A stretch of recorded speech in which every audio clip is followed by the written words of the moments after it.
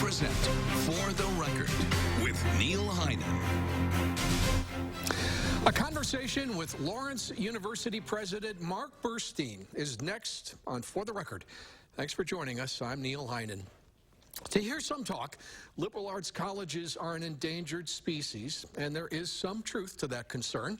There are, however, two counterbalancing arguments to that concern. First, the humanities and liberal arts education are needed today now more than ever. And second, Wisconsin has some exceptional liberal arts-based colleges and universities that are an important part of this state and this country and this world's future. One of them is Lawrence University in Appleton. I had the opportunity to spend some time with University President Mark Burstein a month or so ago, and I thought you would enjoy hearing his thoughts on the state of higher education and its role in our world. So I welcome to For the Record the president of Lawrence University, Mark Burstein. President Burstein, thank you. Neil, it's really a pleasure to be here. It's nice Thanks to have for you having on. me. Yeah. So maybe you could just start. I love that we can sort of broaden the conversation around higher education right now. So much of the conversation in Madison, but around the state, focuses on our wonderful public university system, and then a little bit on the cost of higher education and the role of. So just from the perspective of Lawrence University, give us sort of a broader picture of the landscape of higher education. You know, we are really fortunate as a state to have an extraordinary public system. And not only Madison, but for those of us in the northeastern Wisconsin, the Oshkosh program and the program based in Green Bay are fantastic institutions. Yep. There's also a network of private institutions. And I think as a resident of the state, because we have such a strong public institution structure, folks forget about the private institutions sometimes and maybe think that they're less affordable in different ways. For Lawrence specifically, our stated cost is slightly less than $58,000, but our average grant is $32,000. So that means across the entire student population of 1,500, more than half of the cost is really covered by grants in some way or another. Yeah. So, you know, it's really, for me, it's about trying to find the fit. You know, what's the best fit for the high school senior? What would be the best kind of learning experience that would be available for them? Who's coming to Lawrence? Yeah, we're a national institution rooted in the state. And for us, we take both of those things very seriously. About 25% of our students are from the state of Wisconsin. Illinois and Minnesota are second and third largest representation in our student body. But we have 47 states represented in the student body. And our fifth largest state is California. We also have 46 countries represented in the student body. And about 15% of our students are international students. Yeah. So we're, you know, a very broad-based, very diverse place, but we have phenomenal roots in the state, right? We're founded in 1847. We're actually the second coeducational institution in the country. So we really have this beautiful connection and history in the state as well. Virtually inextricable from the history of Appleton. I mean, that's totally, and this is one of the really wonderful things. You know, many times when you're a college president, you think about your relationship with your host municipality. Appleton is named for Amos Lawrence's wife. It's her maiden name. So we were two organizations, two institutions that really grew up side by side. Yeah. And obviously, the Fox Valley in general is very important to Lawrence as well. And I want to talk about that relationship in a little bit. But when a high school senior, Mark, has visited UW-Madison, maybe Milwaukee or Green Bay, and visits Lawrence, what is it that convinces them to go to Lawrence? Yeah, I think we provide a certain type of education. We have one of the lowest faculty-student ratios in the country. We have 8 students to every faculty member. And we also have a very high graduation rate. We have the highest graduation rate in the state as well. And I think those two things go hand in hand, right? We're a student body size of 1,500. Our largest major is biology, actually. And it's trying to see if that kind of experience is the right experience. I grew up in a place with, actually in New Jersey with a very small high school, so I was looking for a small college. Some folks look for large places with, you know, significant public events and hundreds of fellow students. We're not quite that. We're more of a place where you don't get lost, where we all eat in the same dining hall, including myself, where over 95% of our students live on campus. So community, this idea of community is a very, very important part of our educational experience. Leaving Marquette aside for a minute, do you compete with Beloit College, with Edgewood College, with Cardinal Stritch? I mean, what's that relationship like? Yeah, I would say our biggest competitors are certainly Madison, UW-Madison, as well as colleges outside of the state. Carleton College in Minnesota, Grinnell College in Grinnell, Iowa, Oberlin College in Ohio, Kenyon College also in Ohio. Those are major competitors for us. So, I mean, do the rest of the private institutions in Wisconsin offer enough that's different from each other? Yeah.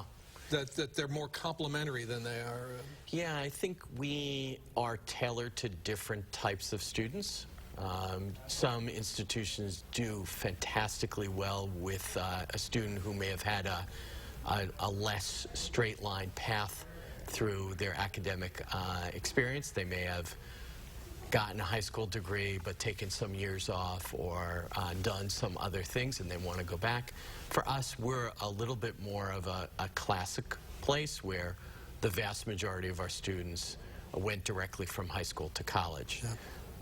We're also a place that is demanding academically, and we're proud of that. We feel like that provides a kind of educational experience that is important and prepares you for certain career paths or graduate school, but it's not for every student. Some students want an educational experience that's less academically demanding, or maybe has more time around the academics to do other things. Our students do a ton of other things around their classwork, but their classwork is a primary part of their experience.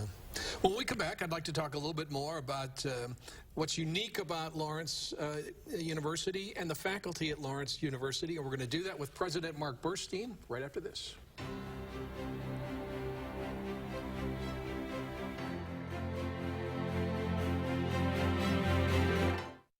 For the Record, sponsored by MG&E, your community energy company. When King Cobra strikes, the world trembles. Get your heart racing on Raja, the world's largest King Cobra and the most thrilling ride of the summer. Only at America's largest water park, Noah's Ark. Visit noahsarkwaterpark.com. For 2 decades, News 3 Now and Channel 3000 have paid tribute to top-notch teachers nominated by our viewers.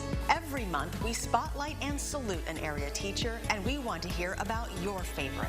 If you know a teacher who deserves to be recognized as a top-notch teacher, send us a letter, an email, or nominate a teacher at channel3000.com. Top-notch teachers, sponsored by Lazy Boy Home Furnishings and Decor. Baking cookies, yeah, it smells great, but it doesn't sell houses. Me? I use Spectrum. We've got a remodeled kitchen, smart appliances, and what? Who left these here? You're doing all that? All at once? Oh, yeah. It's a Spectrum neighborhood.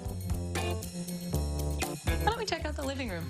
Get Spectrum Internet, delivering more speed, more consistently for better surfing, streaming, and gaming. Switch now for $44.99 a month. Call 833-278-4499. Notice the high ceiling.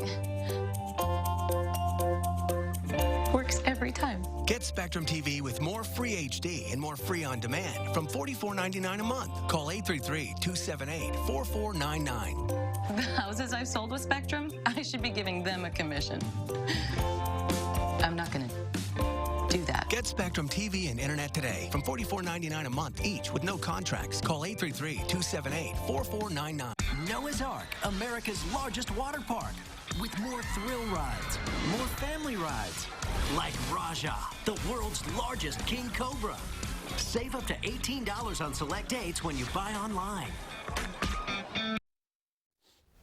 My guest on For the Record is the president of Lawrence University in Appleton, Mark Burstein, and we are talking about private institutions in the state, liberal arts education. And you know what? We should just start there, Mark, because Please. This has been a topic of conversation for decades now. The role of liberal arts education. Yeah. And it feels like it's even more dynamic than ever. Yeah. Give us your perspective on liberal arts education in the world in 2019. Yeah.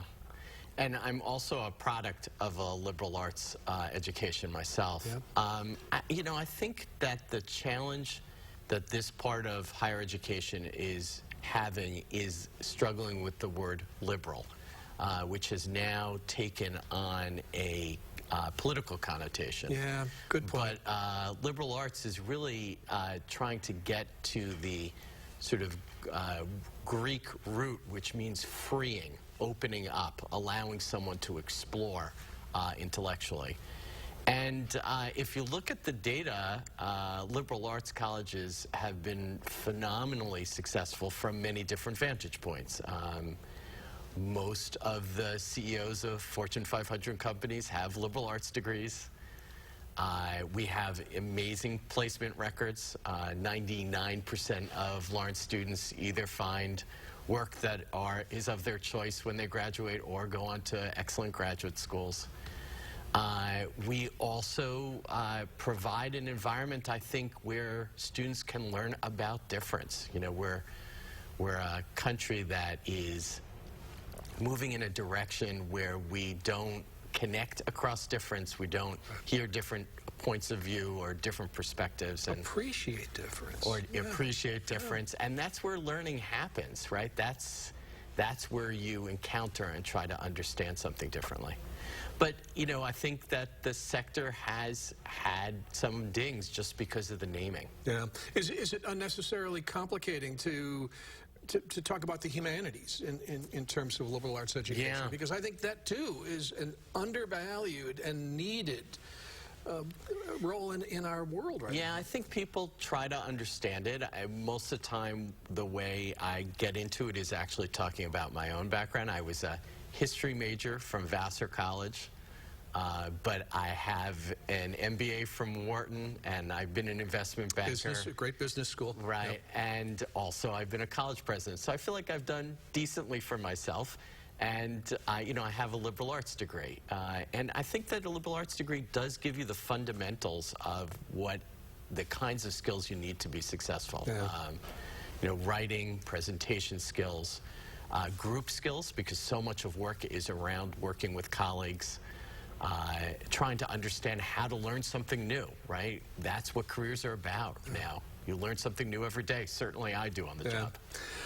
After our conversation a month or so ago, I got a couple of books by two of your faculty members, and they were just fascinating, Mark. Yeah. I mean, one of them was City of Dreams, Dodger Stadium, and the birth of modern Los Angeles. As a baseball fan, I've been following this all my life, and it was really interesting to read about the sort of the infrastructure, the actual physical movement of the team and the building of the stadium there. Yeah. And then this book by Marcia Bjornlund. Yeah. Bjornrud. Yep, exactly. Timefulness, how thinking like a geologist can help save the world. Not something that someone might walk into Barnes & Noble and look at and think, oh boy, I want to read this. Yes. But just an extremely fascinating look at what time is, how we measure time, how we experience time in the context of geology. So, endless years of conversation. And I think these books are perfect examples of what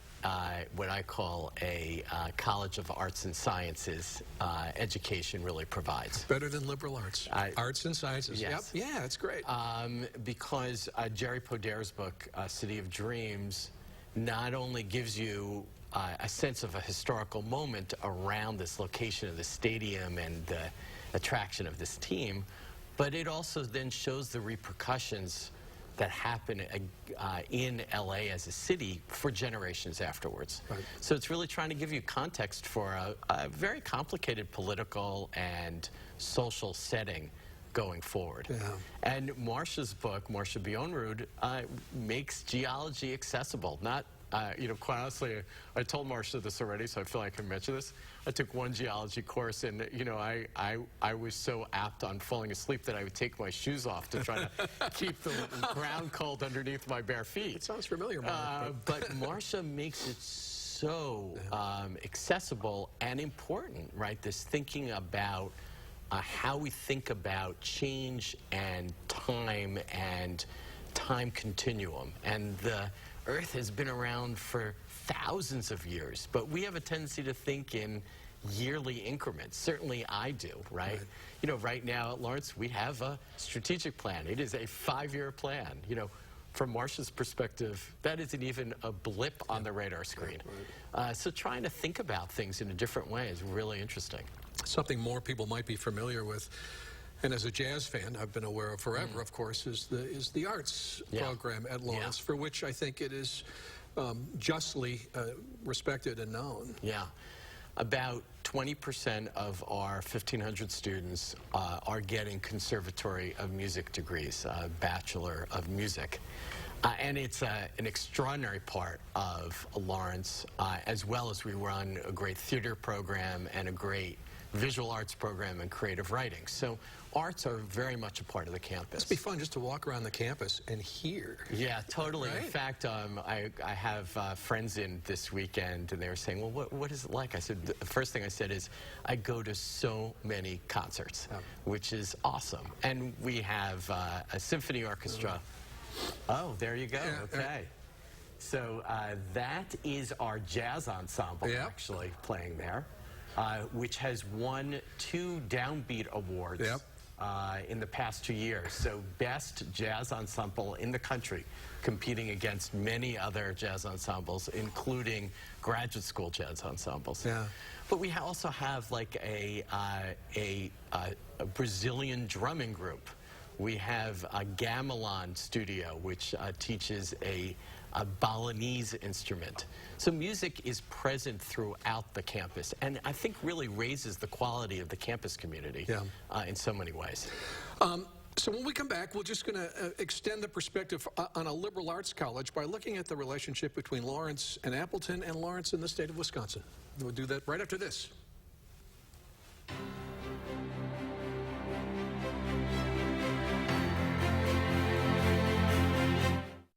The skills you can develop in the Army National Guard can give you an edge in the high-tech job market of tomorrow. The Guard offers career training to take advantage of your interests in science, technology, engineering, and mathematics. Gain practical experience with emerging technology and equipment that you can transfer to an exciting new field. Get a head start on your career while serving part-time and earning money to pay for college. Visit NationalGuard.com to learn about all of the STEM career opportunities available to you in the Army National Guard. Hi, folks. Monday morning, we are taking a look at another big change for Verona Road. That stretch has seen construction for 7 years now, but it is coming to an end soon. And that chance for storms is returning to start off the work week. We'll see you Monday morning. In the summer of 2014, tens of millions of us took part in the Ice Bucket Challenge for ALS. Thanks to the Ice Bucket Challenge, new ALS genes have been identified, new therapies are being developed, and new technologies are being designed to help people with ALS. But we need to keep the momentum going until there is a cure. Are you still up for the challenge? To learn more, visit challengeals.org. I know my child's in danger. What happened here is God's grace. My heart instantly dropped. Holy crap, he's really trying to break into my house. He just oozed life.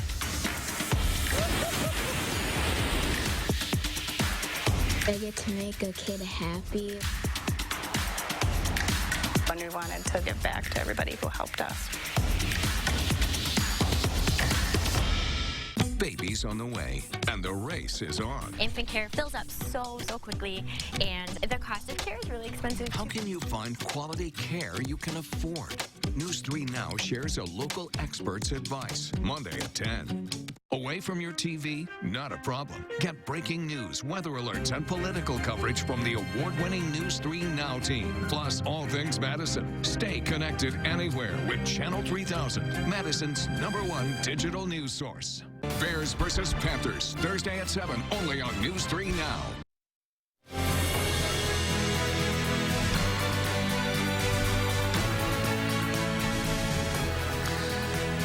I'm back with Mark Burstein, the president of Lawrence University, and we are talking about higher education and private institutions, arts and sciences institutions like Lawrence University. Mark, how do you describe Lawrence's contribution to the state through its graduates, through its work? Totally. You know, as I said earlier, this feeling of being rooted in the state is so much a part of the DNA of Lawrence. So there's so many different ways of answering that question. I think just from the numbers perspective, about a quarter of our students come from the state. About a quarter of our alum live in the state, which is the highest concentration of alum we have. We have a little over $70 million in economic impact yearly in the Fox Valley and in the state because of employment and contracts and others. And we actually have a little over 10,000 hours of volunteer service in the Fox Valley every year. The students, faculty, and staff really think about connection to the Fox Valley as a very important thing. It's also part of preparing for career, right? Sometimes an internship at a not-for-profit is the beginning of a student's journey to thinking about what kind of career they want to have.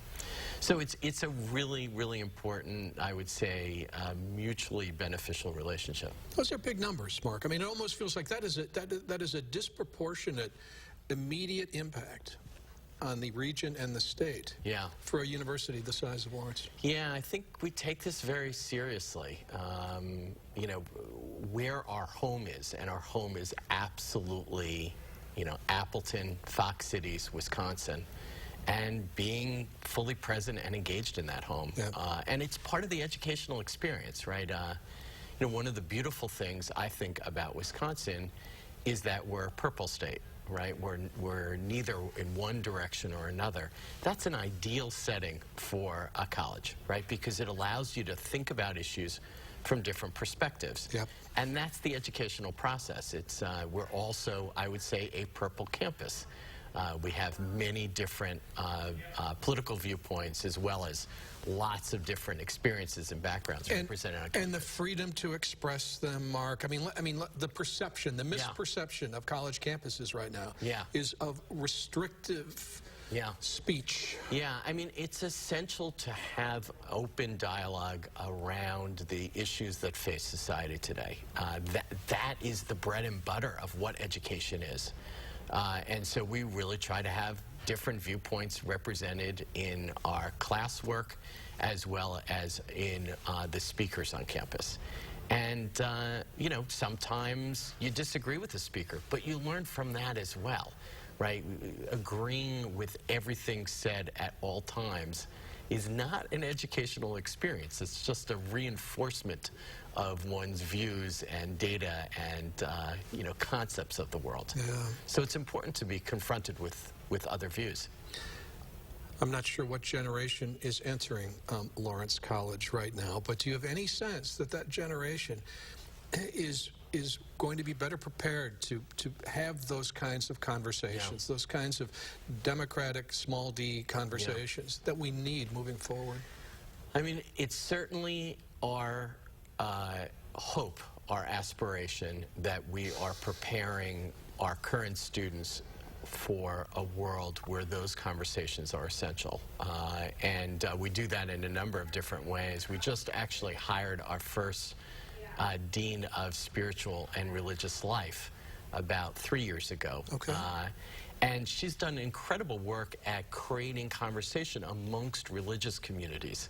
She was actually, yesterday I was talking to her, and she was talking about how the Christian and Jewish communities were mediating over the kitchen in the area that she's responsible for to figure out both Passover and Easter and how to make that all work. And they learned so much about each other's traditions and how they're connected and also separate just by this conversation around the kitchen.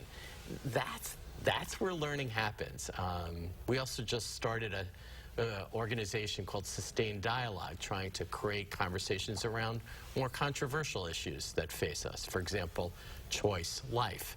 And how do we think about that issue individually? What's our context? What's the data about that? I think I already know the answer to this, Mark, but in the minute we have left, are you hopeful about the role of arts and sciences education in this innovative world moving forward?